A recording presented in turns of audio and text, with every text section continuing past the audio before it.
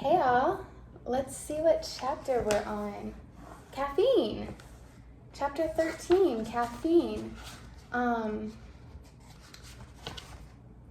curious. So I have been on a journey of detoxing heavy metals out of my brain for, I think, 3 years now. And I just had another breakthrough 2 days ago. Did not mean to turn the big, geez, that's a big screen. The screen on, but so let me show you actually. I have, see, it's coming off. This is toxic heavy metals coming out of my skin. I don't know, ow, why did that hurt, God?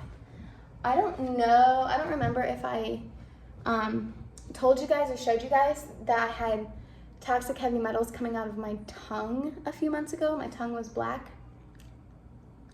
It's not black no more. Like, actually. I would insert a photo, but my wife's the one who edits the videos and I don't know how to do that. But yeah, I had a black tongue and it was like fuzzy. I would say like moldy. Which is actually relatively common when, I think it's called black tongue, when detoxing heavy metals out. So yeah, that happened. Now I'm detoxing out through my skin, and also it's on my stomach. And I've also experienced night panics 2 days in a row. I've never ever had a night panic before. So that like totally caught me off guard. Like, haven't actually slept in 2 days. So I'm actually really tired. So I'm just kicking it with the heavy metal detox smoothie because I fully believe in it. I know it to work because I've been drinking it for years and I've noticed significant improvement. Especially because I'm having symptoms from it. These symptoms are symptoms can sometimes be a good thing. Even though they're uncomfortable, it's like coming out, right? Like better out than in. So that's been happening. But I was really curious about reading about anxiety, I guess. I guess that would be under night panic. Toxic heavy metals is a whole chapter. I'm excited to read about that. Oh, and fragrances. Oh, yes. Okay, well, they might be somewhere in here. Oh, yeah. Depression. Okay, so anxiety is a chapter in here, but it's a while away. We're only on chapter 13, and there is 49 chapters, so we're chugging along. Yeah, comment down below if you have watched every video or listened to every video, because that's cool. You're learning a lot about your brain health if you're listening to this. Alrighty, so caffeine. Oh my gosh.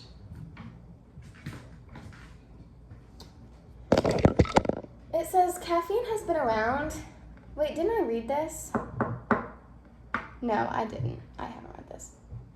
Caffeine has been around since long before the 20th century. Yet it was the 20th century when caffeine became popularized because people were losing their ability to function optimally. Isn't that interesting? The epidemic of chronic illness truly surged in the 1940s. Doctors' offices were overflowing with new cases of women experiencing neurological symptoms that doctors had never witnessed before. At the same time this was happening, caffeine was being advertised in various forms, more than ever before in our history. So as women and some men were living with depression, anxiety, chronic fatigue, aches and pains, neck pain, jaw pain, migraines, restless leg syndrome, vertigo, OCD, listlessness, malaise, loss of libido, heart palpitations, weight gain, hot flashes, and night sweats, the caffeine industry was investing large amounts of resources to take advantage of a population declining in health. Did you hear that? The caffeine industry was investing large amounts of resources to take advantage of a population declining in health. That is sad and ridiculous and wrong. By the way, I don't drink coffee. I know, I bet y'all already figured that, right? I love a good natural wake me up, like juice or fruit. Yeah, every single day, every morning. That's what I have. Usually, as of right now, since it's the summer, I'll have half a watermelon for breakfast. Or I'll do like a fourth of a watermelon and half a cantaloupe. Or I'll do like a banana smoothie, something like that, like really, really heavy on the fruit. These symptoms were slowing people down. It was the start of mostly women and some men losing their ability to function on the level they could back in the 1920s and 30s. To exploit this new wave of chronic illness, the caffeine industry was getting them addicted to a stimulant. Simultaneously, the pharmaceutical industry started putting caffeine in almost all pharmaceuticals as an ingredient. I did not know this information. The pharmaceutical industry started putting caffeine in almost all pharmaceuticals as an ingredient. Most every pharmaceutical drug produced in the 1940s into the 1950s had caffeine in it. And that has continued ever since. So the caffeine industry wasn't just the beverage consumption world, it also became the pharmaceutical world. Back in the 1940s, the pharmaceutical world had a wholesome appearance. You'd go back to the pharmacy and you could sit down and have an ice cream soda and a chocolate brownie while waiting for your prescription to be filled. Usually pharmacies were small, run by one or two individuals that the whole town or village knew. At the same time, coffee products, tea products, and chocolate products had also a wholesome perception.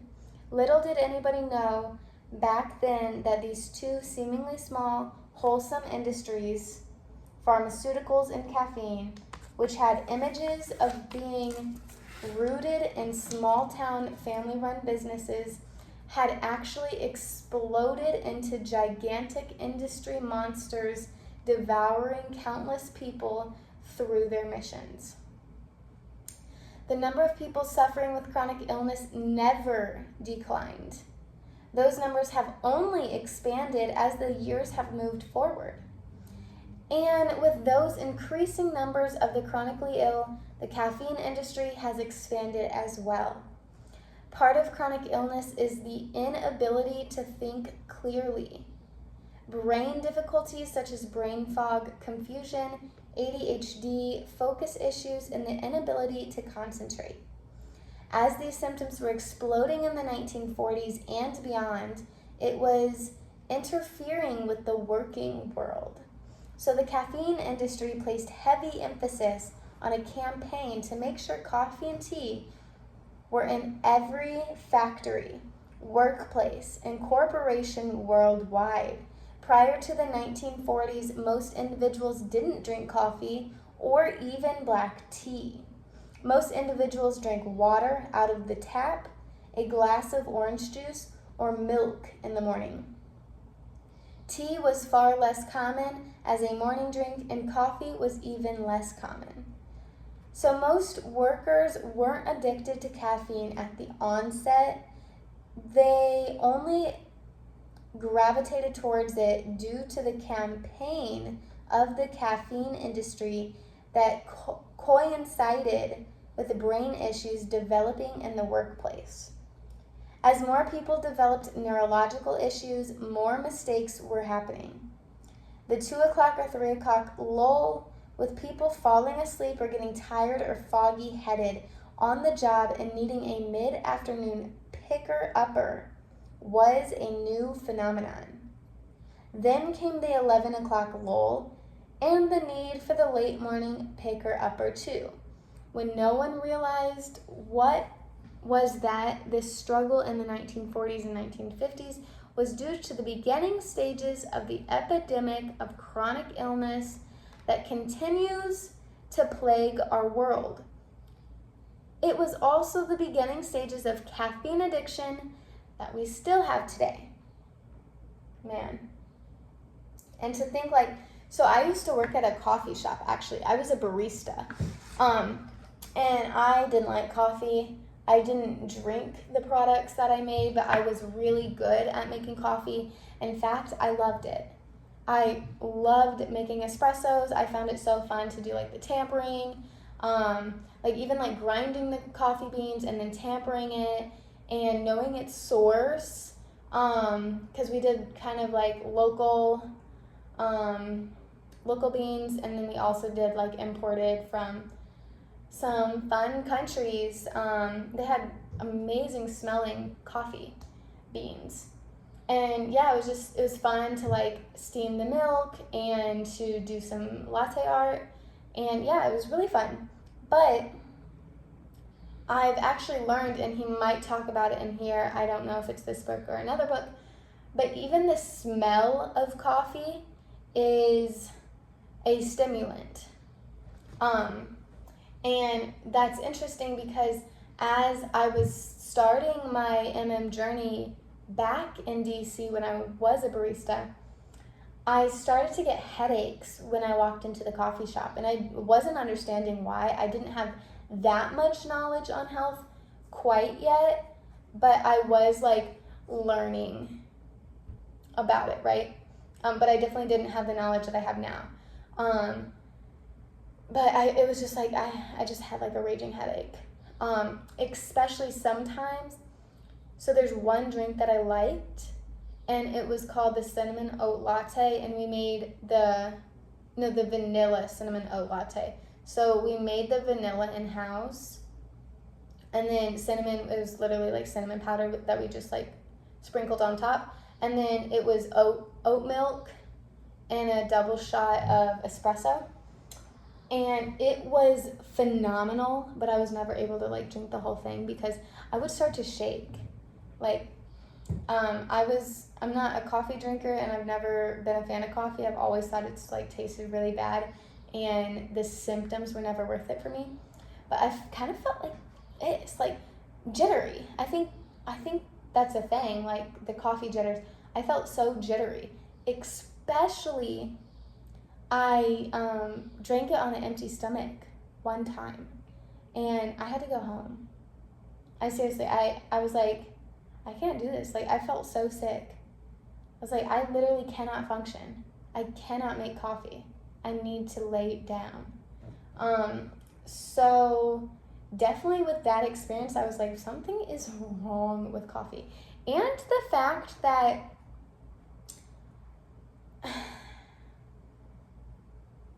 people are coffee addicts. Like, I did the morning shift, and like, seriously, people were lined up at the door, and I worked at a very busy, popular coffee shop in DC. So there was a line out the door wrapped around the building most days. Very, very busy. And if it wasn't wrapped around the building, there was people. There was seriously people. And like, I could probably tell you countless stories of just like, ma'am, I think you're addicted to coffee. Like, I had someone banging on the door. I believe we opened at like 6 a.m. And I had someone banging on the door like a minute or 2 minutes before we open, and they're like, I see you in there. I see you in there. Open the door. I'm like, whoa, my God, girl. Like, at the time I was biking to work too. I was just like, yo, it's too early for this. It's too early for this. Why are you banging on the door like that, man? I know your order. Like, I'm literally making it. Seriously, I'm already making it. Okay. But I sure did just watch. I was like, oh, it's 6. Hi, welcome in. I was like, girl, I'm not opening the door. We don't open till 6. I'm not opening at 5:58. You know what I mean? Judge for yourself. Okay, this is interesting.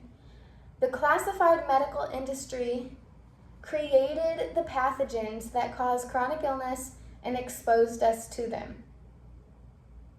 Plain and simple. They also exposed us to toxic heavy metals. Thank you. Thank you very much. I'm literally detoxing them out, causing future decades and what will turn into future centuries of sickness ahead of us. So that medical industry has a future in making money. With all this, the classified medical industry brokered a deal with the caffeine industry to keep our addiction strong, to buffer and hide our symptoms, and to add our decline as we age. Caffeine slowly robs the youth and vitality of adults, teenagers, and even children and babies. Children are drinking coffee daily. The caffeine industry is not what it seems. The caffeine industry is not a tiny mom and pop coffee shop with finely roasted fair trade and sustainable coffee beans, just like the tobacco industry isn't a mom and pop cigar store with assorted cigars from around the world and a clerk wanting to light one for you so you can taste a fine smoke.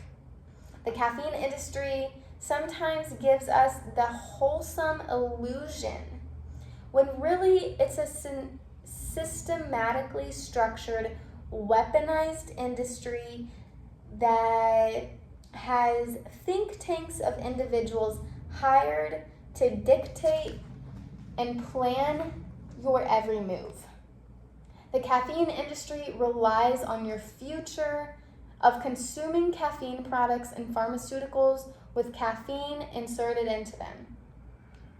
It does say in parentheses, caffeine has even been used in prisoner of war torture experiments. They injected caffeine into people to see if it would work as a truth serum and to see what it would take to push them to their breaking point. Often the prisoners would have heart attacks right in their seats or drop dead after being injected. Caffeine industry think tanks are people hired to ensure the longevity of the caffeine industry. Their number one goal is exposing newborn babies to caffeine because this guarantees the next generation of caffeine consumers. At the same time, the pharmaceutical industry has think tanks of individuals strategizing for future generations to be addicted to caffeine because the pharmaceutical industry uses caffeine to mask how bad the epidemic of chronic illness is. Caffeine is ironclad, covenanted, I don't know what that says, and treated as holy. You can't break the caffeine monster. It's like an evil demon, a shapeshifter, a sea serpent, a machine. You get hooked on caffeine. Welcome to the machine. Let's do a few more, because this is a bit long, so I'll probably do 2 chapters, or like 2 parts. Taking advantage of moms.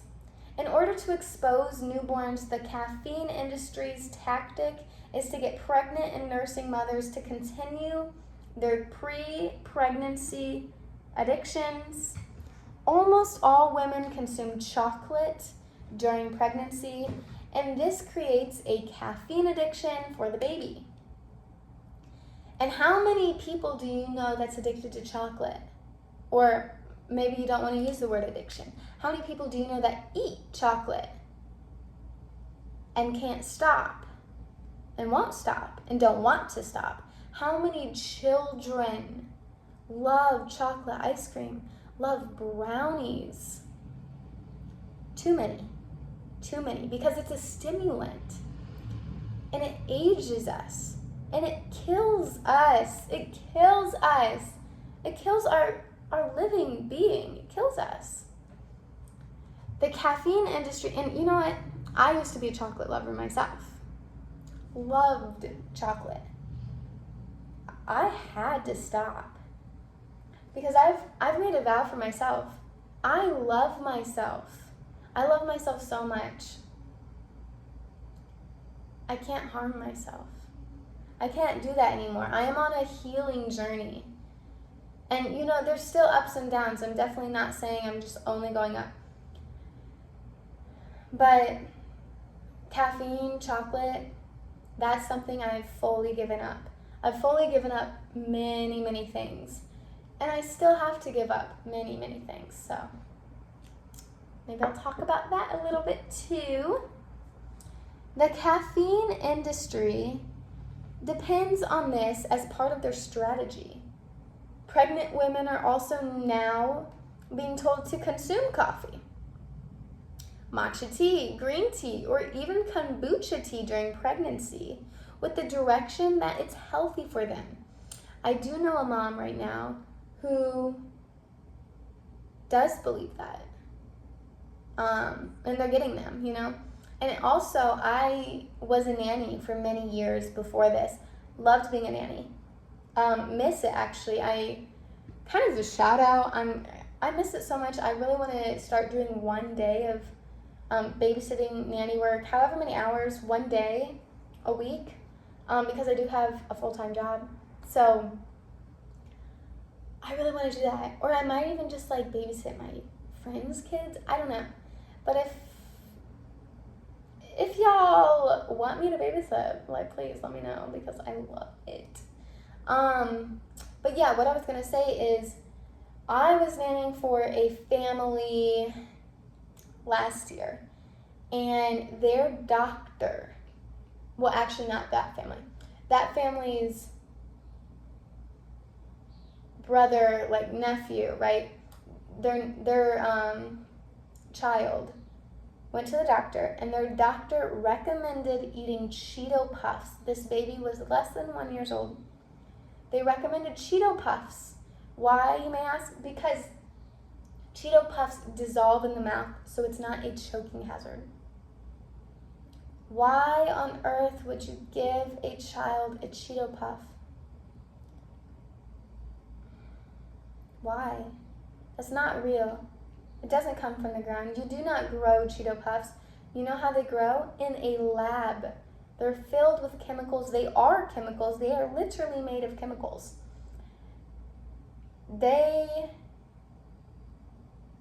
Don't fight me on this. They shouldn't have ever been created. That's crazy. And just think about it. It's crazy. Why are Cheeto Puffs created? And then, not only are they created, they are being told from doctors' mouths to parents who just want the best for their child to eat them. And parents are listening. They're listening, and they're doing it, and they're feeding their children Cheeto Puffs. Seriously. I know firsthand, and it's scary. And if it's not Cheeto Puffs, it's the baby puffs. Those little not triangle, they're like star puffs, and they come in all different flavors. Read the back of them. There's no natural anything in those ingredients. It's sick. It's sick.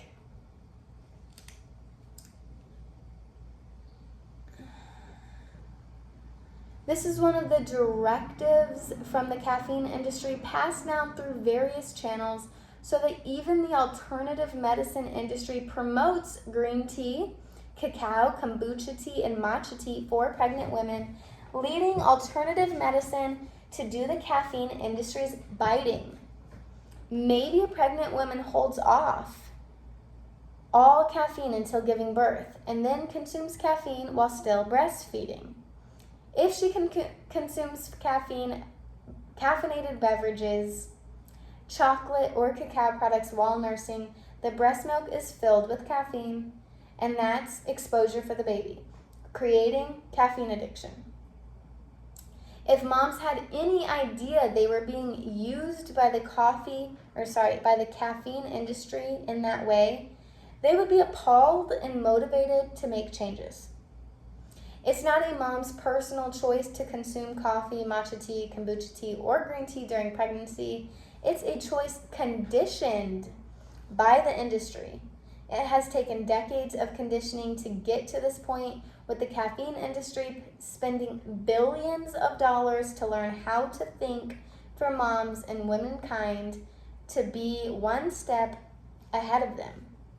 Now, I'm going to do one more. Caffeine in our lives. Womankind in the 21st century is suffering from brain conditions. Chronic illness is on the rise more than ever before, and neurological problems are number one. This means